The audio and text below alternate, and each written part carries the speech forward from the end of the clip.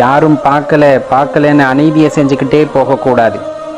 யாராலையும் பார்க்க முடியாத அணுவையும் கண்காணிக்கிறது ஈசன் என்பதை எப்பொழுதும் மறந்து விடாதீர்கள். சிவபெருமான் நம்மை ஆட்கொண்டு விட்டார் அப்படிங்கிறத எப்படி தெரிஞ்சுக்கிறது அப்படின்னா, ரொம்பவெல்லாம் இல்லைங்க. நம்மளோட எண்ணம் முழுவதும் அவரை நோக்கி செல்லும். எப்பவுமே அவரை பற்றி யோசித்து கொண்டு இருப்போம், அவரை பற்றியே சிந்தித்து கொண்டிருப்போம். அவர்தான் எல்லாம் என்ற நிலைக்கு நாம் வந்து விடுவோம். அவரை தவிர இந்த பிரபஞ்சத்திலே வேறு ஒரு துணையும் நமக்கு இல்லை அப்படிங்கிற எண்ணம் எப்பொழுது வருகிறதோ அப்போது தெரிந்து கொள்ளலாம் நம்மை சிவபெருமான் ஆட்கொண்டு விட்டார். சிவனை தேட போகிறோமா? தேடணும். எங்கே தேடணும் அப்படிங்கிறதான் இருக்கிற கேள்வியே. சிவபரம்பொருளை புறத்தே தேட முடியாது. தேடினாலும் அவ்வளவு எளிதில் உணர்ந்து கொள்ளவும் முடியாது, அடையாளம் காணவும் முடியாது. சிவத்தை நம்ம உள்ளார தான் தேடணும், அகத்தில் தான் தேடணும். அகத்தில் ஒளிந்திருக்கின்ற சிவன் நமக்கு காட்சி அளிக்கணும் அப்படின்னா அன்பு பீரிட்டு வரணும். எல்லா உயிரினங்கள் மீதும் அன்பு பீரிட்டு வரணும். அந்த உள்ளார்ந்து தேடுதல் அப்படிங்கிறதே ஒரு பெரிய கலை.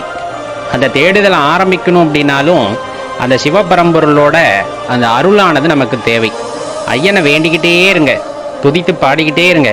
அவரோட அந்த கருணை கிடைத்தது அப்படின்னா உள்ளார அந்த உணர்வானது நமக்கு கிடைக்கும். அவங்க புரிஞ்சுக்கல, இவங்க புரிஞ்சுக்கலன்ட்டு நம்ம கஷ்டப்பட்டுக்கிட்டே இருந்தோம்னா வாழ்க்கை கஷ்டமாக தான் போயிட்டே இருக்கும். நம்ம புரிஞ்சு கொள்ள வேண்டிய ஒரே ஜீவன் எம்பெருமான் சிவன் மட்டும்தான். அவருக்கு தெரியும் நீங்கள் யாரு, நீங்கள் செலுத்துகின்ற பக்தி எப்படிப்பட்டதுன்னு. உண்மையை சொல்ல போனா சிவபெருமானால் தேர்ந்தெடுக்கப்பட்டவர் நீங்கள். மற்றவங்க என்ன தேர்ந்தெடுக்கல, அவங்க என்ன நிராகரிக்கிறாங்க, இந்த மாதிரி ஏக்கங்களோ இந்த மாதிரி எண்ணங்களோ மனதில் வரவே கூடாது. இறைவன் உங்களை தேர்ந்தெடுத்திருக்கிறார் என்றால் நீங்கள் ஒரு அற்புதமான பிறப்பாகத்தான் இருப்பீர்கள் என்பதை முதலில் நீங்கள் நம்ப வேண்டும். நிறைய சந்தர்ப்ப சூழ்நிலைகளில் நம்ம மனசில் தோணியிருக்கும், பெரிய அடி வாங்கியிருப்போம், வாழ்க்கையில் பெரிய அடி வாங்கியிருப்போம். சிவபெருமானை இவ்வளோ வழிபடுறமே, ஏன் நம்மளுக்கு இவ்வளோ கஷ்டத்தை கொடுத்தார், இந்த அடி வாங்கின நிலைமையிலேருந்து நம்மளை காப்பாற்றி விட்டுருக்கலாமே அப்படிங்கிற அந்த எண்ணம் நம்ம மனசுக்குள்ளே இருந்திருக்கும். ஒரே ஒரு விஷயத்தை உணர்ந்து பாருங்கள்.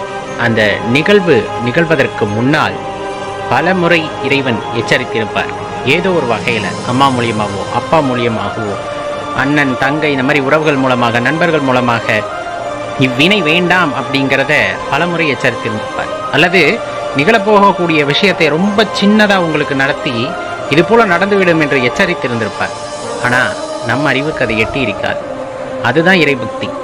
அந்த உணர்வை உணர்ந்து கொள்ளக்கூடிய பக்குவத்தை பெற்றுவிட்டால் நாம் இறைவனுடைய அந்த அதிர்வுகளை உணர்ந்து கொள்கிறோம் அப்படிங்கிறத தான் புரிஞ்சுக்கணும். சிவனை நோக்கி நீங்க ஒரு அடி எடுத்து வச்சா போதும், அவர் உங்களை நோக்கி 100 அடி எடுத்து வைப்பார். அதை எப்படி நம்ம தெரிஞ்சுக்கிறது அப்படின்னா, ஐயனை பற்றி ஒண்ணுமே அறியாத சூழ்நிலையிலுமே கூட ஐயனை பற்றி தெரிந்து கொள்ள வேண்டும் என்று நீங்கள் நினைத்தால் போதும், சிவனடியார்களும் மெய்யடியார்களும் உங்களை நெருங்கி வருவார்கள். ஐயனை பற்றி பேசிக்கொண்டே இருப்பார்கள். அவரை பற்றி உள்ள ரகசியங்களை உங்களிடம் பகிர்ந்து கொண்டே இருப்பார்கள். இன்னும் நீங்கள் என்னென்ன எதிர்பார்க்கிறீர்களோ அதற்கான விடயம் எல்லாம் மெய்யடியார்கள் மூலியமாகவே உங்களுக்கு வந்து சேரும் அப்படின்னா அதில் எந்த மாற்று கருத்தும் இல்லை.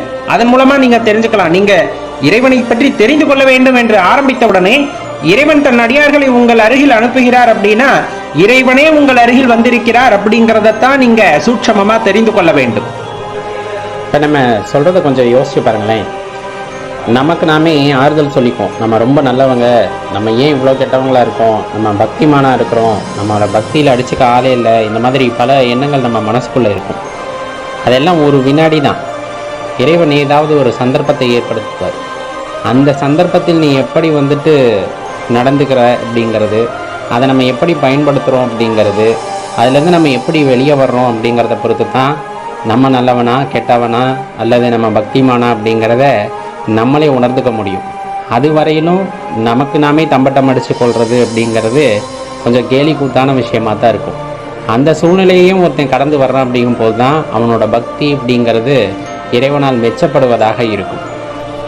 நான் சிவன் கோயிலுக்கு போனேன், நான் சிவனுக்கு பூஜை பண்ணேன், நான் சிவமந்திரத்தை சொல்கிறேன், இப்படி நல்லா சொன்னால் எப்போவுமே ஏமாந்துக்கிட்டு இருக்கீங்கிறது பொருள். அவருடைய அனுமதி இல்லாமல் அவர் ஆலயத்தில் நம்மளால் காலை வைக்க முடியாது.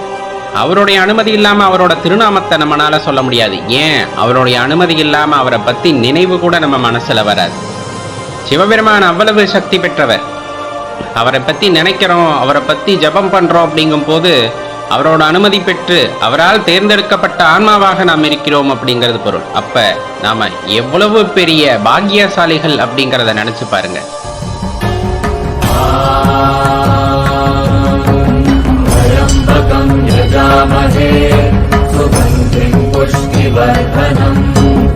पूर्वारुकमिव बन्धनान् मृत्योर्मुक्षीयमामृतात्